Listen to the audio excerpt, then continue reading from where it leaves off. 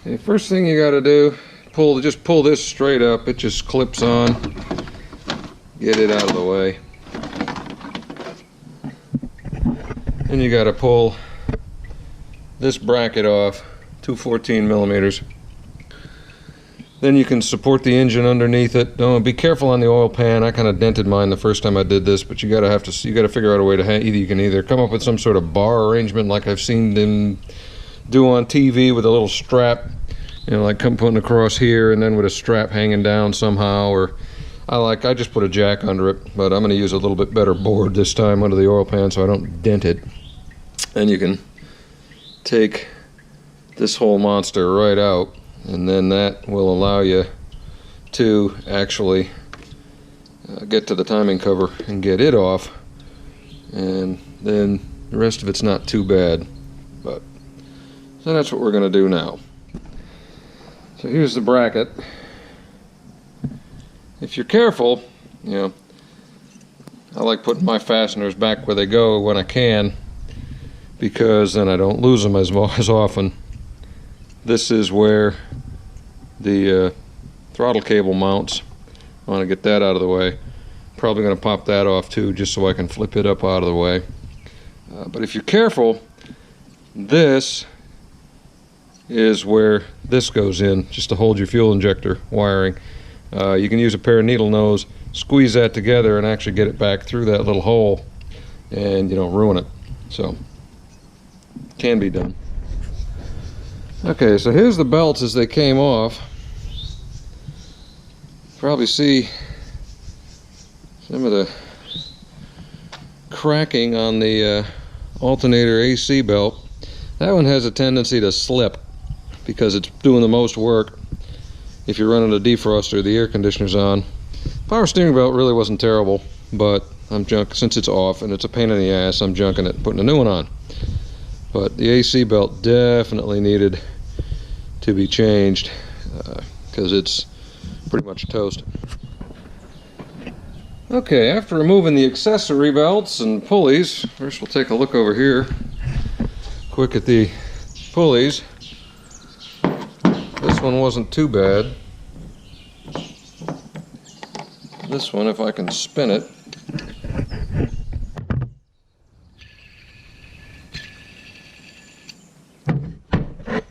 you can hear that wasn't as happy, and that's what was clinking and clanking while I was running. But the next step you got to do is you got to remove the alternator. You got this bracket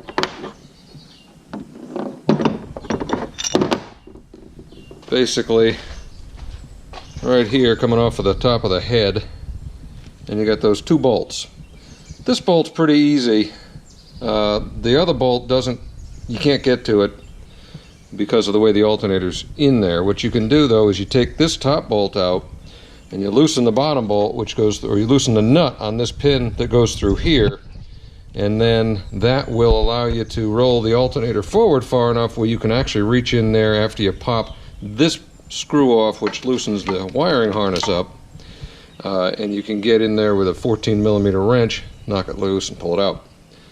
And the alternator, and that pin back, that bolt back straight out, alternator comes straight up. Got to make sure you disconnect everything. Now I am not disconnecting the battery. I should, according to the instructions, but the main reason for that is these cars, and I don't know, I mean, no Mitsubishis of this era in general. It's not the right one. There we go. Mitsubishis of this era in general are notorious for for forgetting how to idle if you change the battery or leave the battery disconnected. And you see that constantly at shops where they go in there and they disconnect the battery to do something, and they turn the battery back on. You know, they put the thing back on, and it won't idle, and it can take days. There's a certain procedure you need to use to fix that, and it takes at least 30 to 40 minutes, and it's a total pain in the balls because you got to sit in the car and just hold your foot on the gas and slowly. It's just a pain in the ass. So the easiest thing to do is never disconnect the battery ever, ever, ever on, you know, late 90s to mid 2000s Mitsubishis. So this is pretty much clean at this point. I got both tensioners out. You can see the stud down here is where the big tensioner goes, and then the little tensioner goes in the back. And then really what I got to do now, I got to I got to lift the motor up, I got to pull this off, then we got to get down here and pull this big honking bracket off, which has about 4 or 5 bolts on it. They're all beautifully, they're all 14 millimeter. A lot of similar bolts on this car. 14s are the most common. So once we get that off, then we will start again. Well, there she is. Everything is out.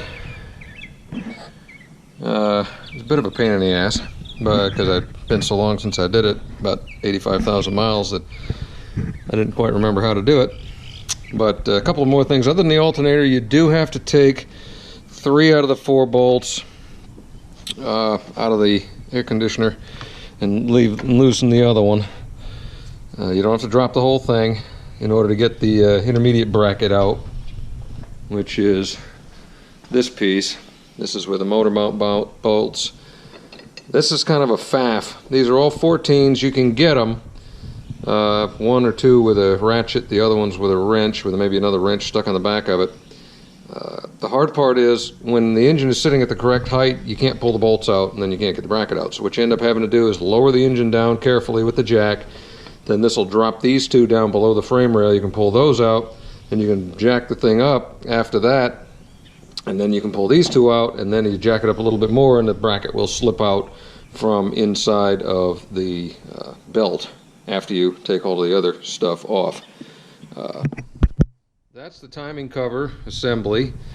Whole bunch of bolts on this thing, and I can't believe I actually put them all back the last time, but there are 3 12s, and I think 9 10s that go around it.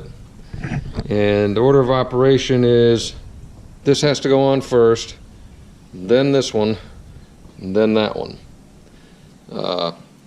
And obviously the crank damper has to come off as well. That came off pretty easy. It's a 22 millimeter. I get that washer out of there. See that hole in there, that secondary hole? That's important.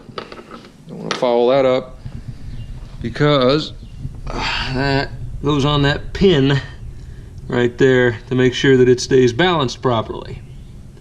So that's what we're going to do. Now, I don't know if you can see it, but right here is a timing mark, and right here is a timing mark. Same thing on the other one, and they're about in the same spot.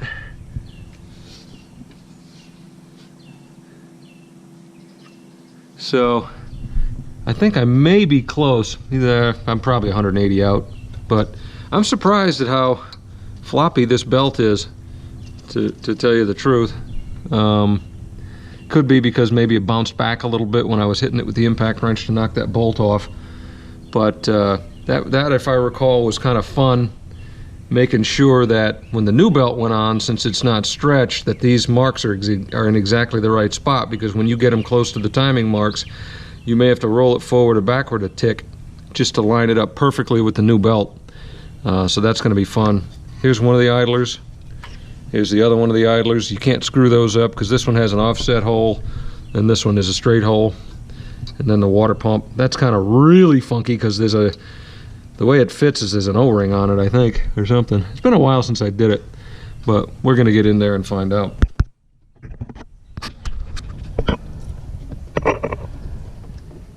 Okay, there's a little notch in the back of the pulley. You can see that that's kind of lined up with that funny looking little casting mark on the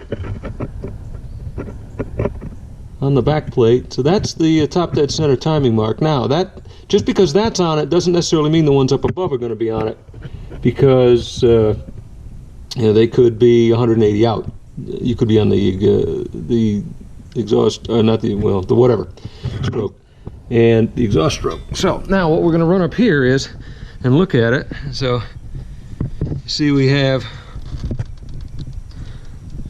this one in pretty good shape.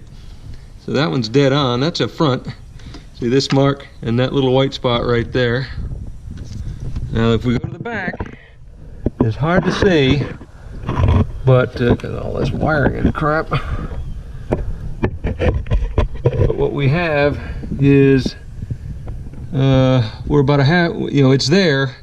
It's supposed to be the top of this tooth with the white paint on it, the bottom of that V right there, but we're about a half tooth back on it, and that's what I mean by the chain stretch.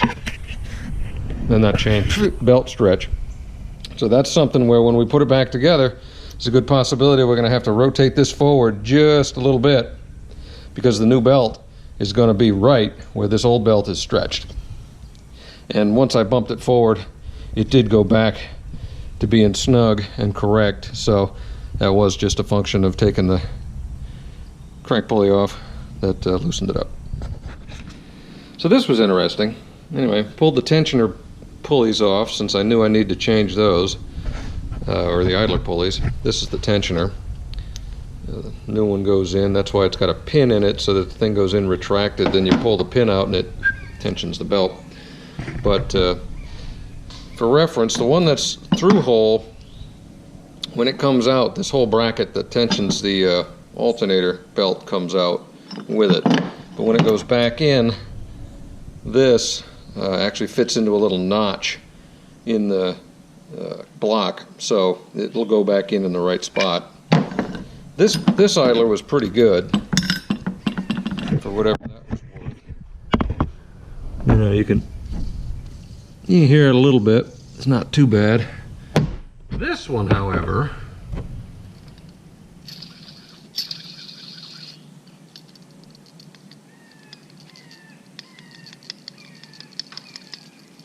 this was actually, turns out, what I was hearing.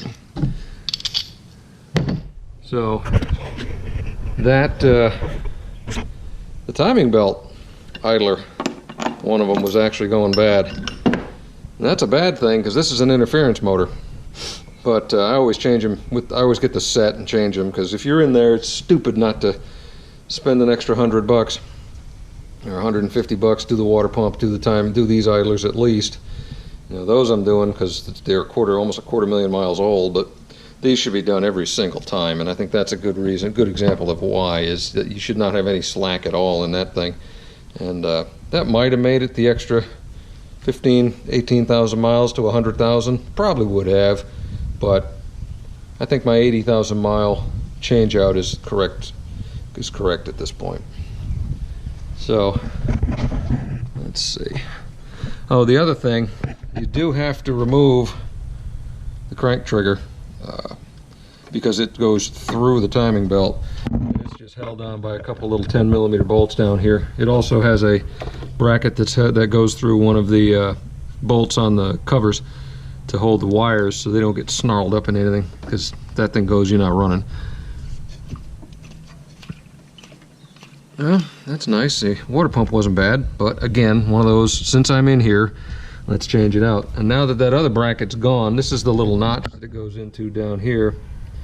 Now that other bracket's gone, a lot of room to get to that water pump and everything else. I have to say that this it's not the most easy job. It is certainly nothing like changing the front spark plugs.